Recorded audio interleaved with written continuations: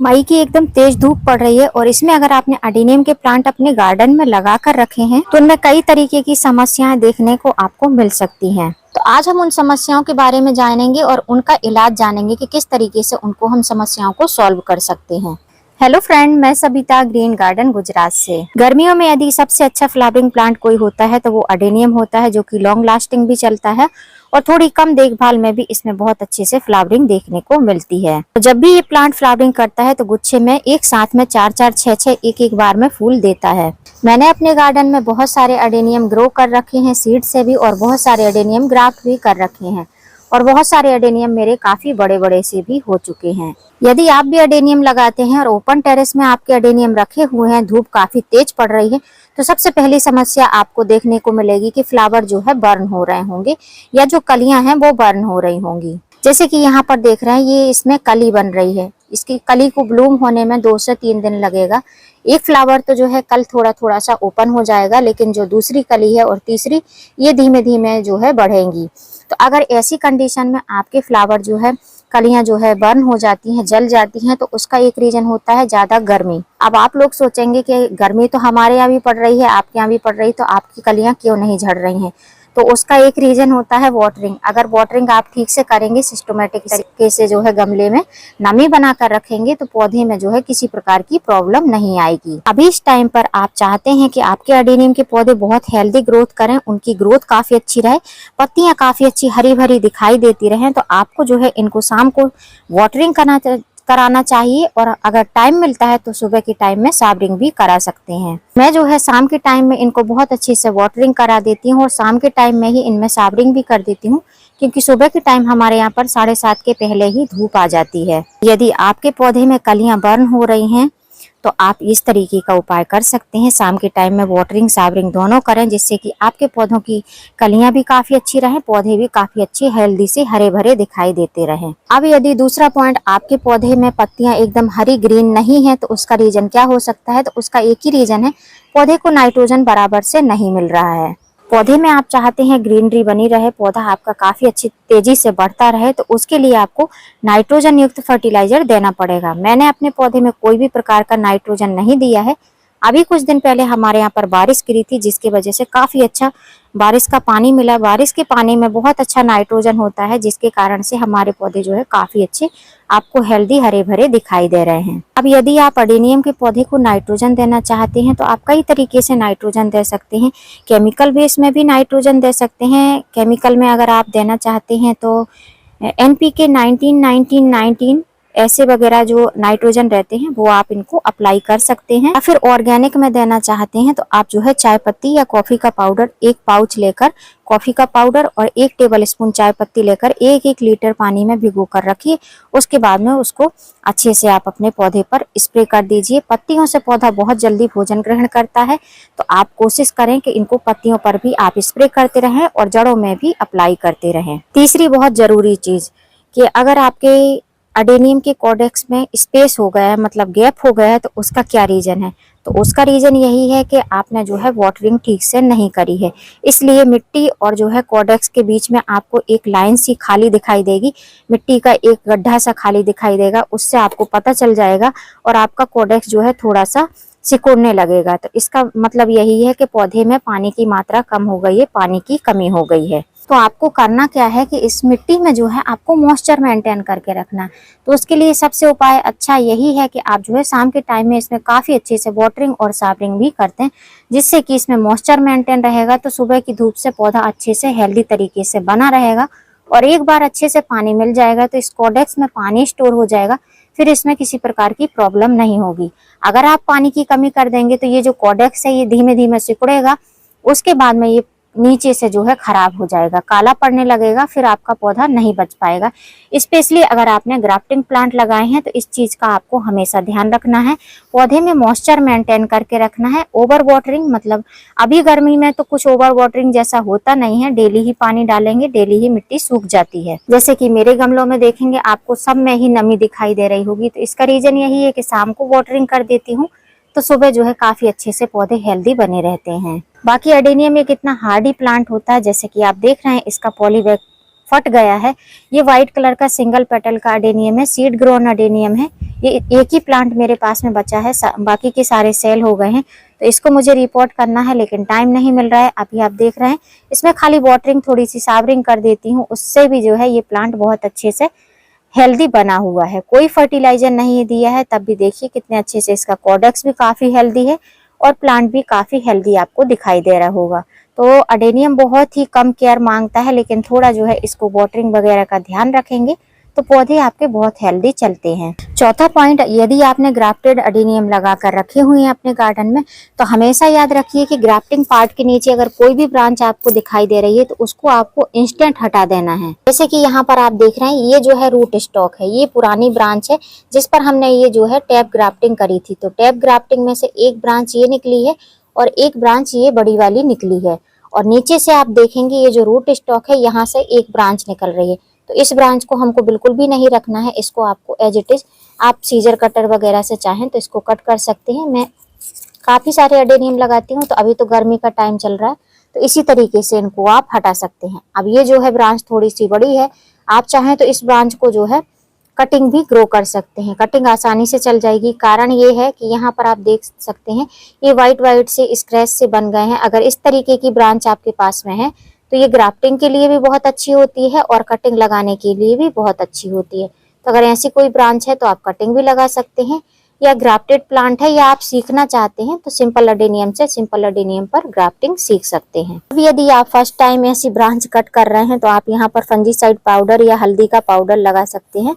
मैं ऐसा ही छोड़ दूंगी, आराम से धूप में ये अच्छे से सूख जाएगा, फिर जो है अपने आप ही सेट हो जाएगा। नेक्स्ट पॉइंट, अब जो है नेक्स्ट मंथ से बारिश स्टार्ट हो जाएगी, उसके पहले आपको करना क्या है, टाइम टू टाइम आपको 6-7 दिन में जितनी भी घास वगैरह निकली है इन सब घास को आपको हटाते रहना है, क्योंकि जैसे ही बारिश गिरेगी अडेनियम में अनवांटेड से बहुत सारी वीड्स ग्रो हो जाती हैं, जिसके कारण अडेनियम अच्छे से ग्रोथ नहीं कर पाता है। तो अगर आप चाहते हैं कि आपका अडेनियम बहुत हेल्दी रहे, अच्छे से ग्रोथ करता रहे, तो उसमें जो घास वगैरह निकली है उसको आपको टाइम टू टाइम हटाते रहना है। अब यदि आप चाहते हैं कि आपका अडेनियम का कॉडेक्स काफी अच्छा हेल्दी मोटा रहे और जो है मिट्टी में मॉइस्चर भी मेंटेन रहे, तो आप इसमें कौन सा फर्टिलाइजर दे सकते हैं वो आज आपके साथ मैं शेयर करूंगी, जिससे कि गर्मी में हेल्दी भी रहे पौधा और कॉडेक्स भी काफी अच्छा मोटा रहे और जो मिट्टी में मॉइस्चर है वो भी काफी अच्छे से बना रहे। उसके पहले मैं आपको बता दूं कि ये जो पौधा मैं आपको दिखा रही हूँ ये वही पौधा है जिसकी मैंने लगभग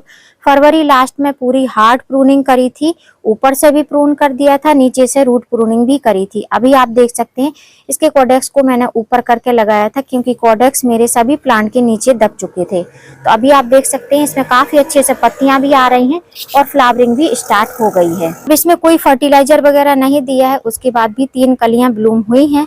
उसके बाद में आपको यहाँ पर दिखाई दे रहा होगा, किसी किसी में आपको कली भी दिखाई दे रही होंगी और किसी किसी में ग्रोथ हो रही है। तो अगर आप चाहते हैं कि आपके पौधे में फूल कलियां बहुत अच्छे से बनती रहें, अगर मैं चाहती तो इस पौधे में बहुत अच्छे से इन सभी ब्रांच पर कलियां ला सकती थी, लेकिन मैंने इसको जो है ऐसे ही छोड़ दिया था। बारिश गिरी, उसके बाद में नाइट्रोजन मिला तो इनकी ग्रोथ काफी अच्छी हो गई है।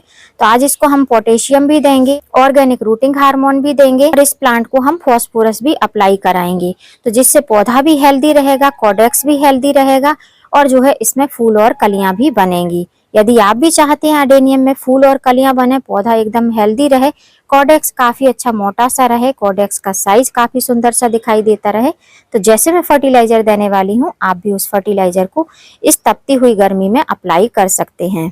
तो फर्टिलाइजर किस तरीके से बनाना है वो आपको मैं दिखा देती हूँ। पौधे में फर्टिलाइजर देने के लिए हम इसको नीचे से ही स्टार्ट करेंगे।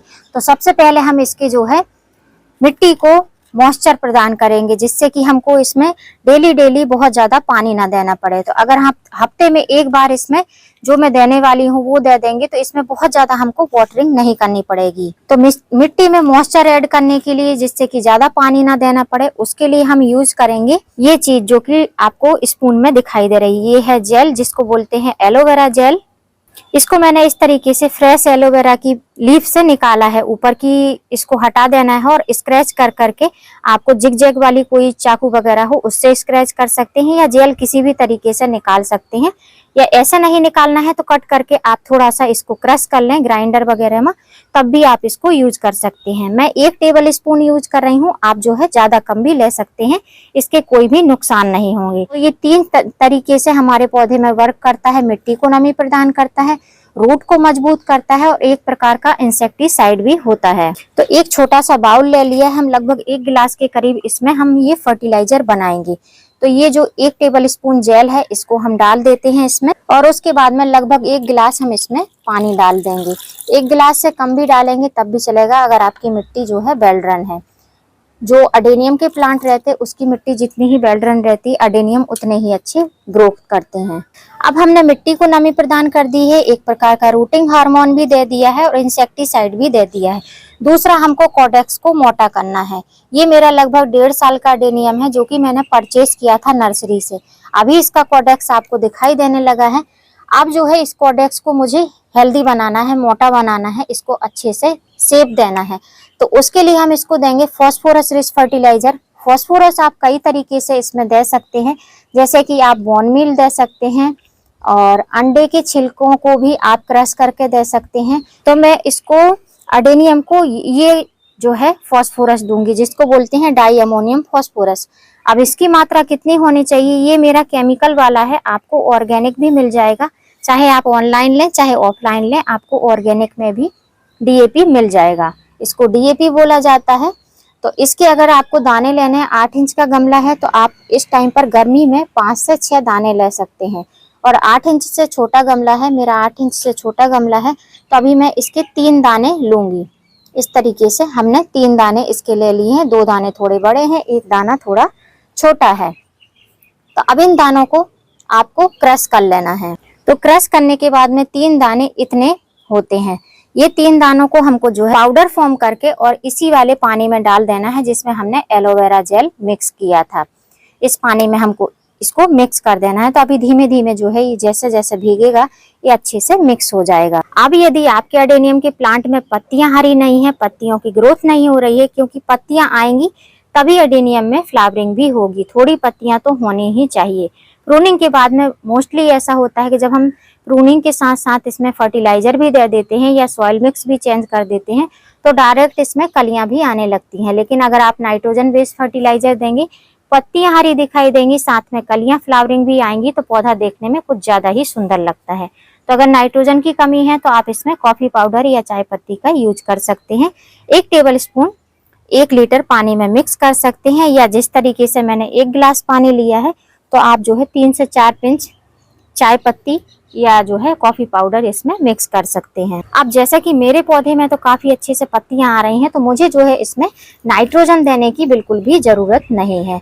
तो मैं इसमें दूंगी पोटेशियम रिच फर्टिलाइजर, जिससे कि जो ये नई नई ब्रांचेस निकल रही हैं इनमें जल्दी जल्दी से कलियां आने लगे और मेरा पौधा जो है पूरा कलियों और फूलों से भर जाए। अडेनियम में एक हार्डी प्लांट जरूर होता है, लेकिन इसमें अगर हम कोई भी ऐसे फर्टिलाइजर, पील वाले फर्टिलाइजर देते रहते हैं तो गर्मियों में तो दिक्कत नहीं करता है, बारिश जैसे ही आती है इसके जो है कॉडेक्स श्रिंक होने लगते हैं, बहुत सारी परेशानियां इनमें होने लगती हैं, क्योंकि ये जो है फूड को स्टोर करके रखता है। तो जब हम जो कोई पील वाले फर्टिलाइजर देते हैं तो इनमें फंगस लगने की रेनी सीजन में बहुत चांस होते हैं। तो पोटेशियम भी आप कई तरीके से अडेनियम के प्लांट को दे सकते हैं, जैसे कि आप बनाना पील के छिलकों का यूज करके उनको डाइल्यूट करके पानी में वो दे सकते हैं, प्याज के छिलकों का यूज कर सकते हैं। बहुत सारे तरीके रहते हैं जिससे आप जो है इसको पोटेशियम रिच फर्टिलाइजर दे सकते हैं। लेकिन मैं जो है इसको ऑर्गेनिक पोटेशियम देती हूँ, मतलब कि ऑर्गेनिक पोटाश देती हूँ, जो कि ग्रेन्यूल्स फॉर्म में आता है। उसके बाद में मैं इसको पाउडर फॉर्म में कर लेती हूँ। लगभग ½ टेबल स्पून से ज्यादा थे ग्रेन्यूल्स, उनको मैंने क्रश कर लिया है। उसके बाद में इस तरीके से कुछ मीडियम ग्रेन्यूल्स जो है पाउडर फॉर्म में हुए हैं। तो एक पौधे में अगर आप देना चाहते हैं तो लगभग 1 टेबल स्पून के करीब ऑर्गेनिक पोटाश का आप यूज कर सकते हैं। मैंने इसकी क्वांटिटी थोड़ी सी कम ही रखी है। और इन तीनों चीजों को पानी में डालने के बाद में हमको अच्छे से इसको मिक्स कर देना है। अब जो ये हमारा फर्टिलाइजर है बनकर रेडी हो गया है। अब इसको हमको पौधे में अप्लाई करना है। तो जो थोड़े से ग्रेन्यूल से नीचे की साइड दब जाते हैं, इनको आपको स्पून से इस तरीके से मिक्स करना है और साइड साइड में ऐसे आपको दे देना है। मैं बहुत ज्यादा फर्टिलाइजर ये पूरा नहीं डालूंगी, क्योंकि जहां तक है मिट्टी में नमी है तो जो एक्स्ट्रा मॉइस्चर रहेगा, एक्स्ट्रा वाटर रहेगा या एक्स्ट्रा फर्टिलाइजर जो रहेगा वो नीचे से ड्रेन हो जाएगा, इसलिए मैं ये पूरा फर्टिलाइजर इसमें नहीं डालूंगी। अब ये जो फर्टिलाइजर मैंने दिया है ये आपको मंथली एक बार ही यूज करना है, इससे ज्यादा आपको यूज नहीं करना है। डीएपी जो होती है आप मंथली एक बार अपने अडेनियम के प्लांट में देंगे तो फास्फोरस की जितनी भी कमी रहती है आपके पौधे में बहुत अच्छे से पूर्ति हो जाएगी, पौधा आपका बहुत अच्छे से हेल्दी रहेगा, कॉडेक्स काफी मोटा रहेगा और फ्लावरिंग भी इंक्रीज होगी। मैंने इतना कम फर्टिलाइजर डाला, उसके बाद भी आप देख सकते हैं ड्रेनेज होल से एक्स्ट्रा वाटर जो है निकलने लगा है, तो इसलिए पता चलता है कि आपने मिट्टी किस तरीके से बनाई है। इसलिए बोलती हूँ कि जब भी आप मिट्टी बनाएं अडेनियम की तो काफी हेल्दी मिट्टी बनाएं, जिससे कि बारिश में आपका अडेनियम मरे नहीं। अब इस प्लांट को उठाकर हमको उसी जगह पर रखना है जहाँ पर सब प्लांट रखे हुए हैं, जहाँ पर ये प्लांट पहले से रखा हुआ था। आने वाले टाइम में जैसे जैसे इनमें फ्लावरिंग होने लगेगी, कलियां बनने लगेगी, मैं इसका अपडेट किसी न किसी अडेनियम की वीडियो में आपके साथ में शेयर करूंगी। उम्मीद करती हूँ फ्रेंड वीडियो हेल्पफुल रहा होगा। वीडियो यदि अच्छा लगा हो तो वीडियो को लाइक करना, चैनल पर न्यू हो तो चैनल को सब्सक्राइब करना बेल आइकन के साथ। फिर मिलूंगी किसी नई वीडियो में नए टॉपिक के साथ, तब तक के लिए हैप्पी गार्डनिंग।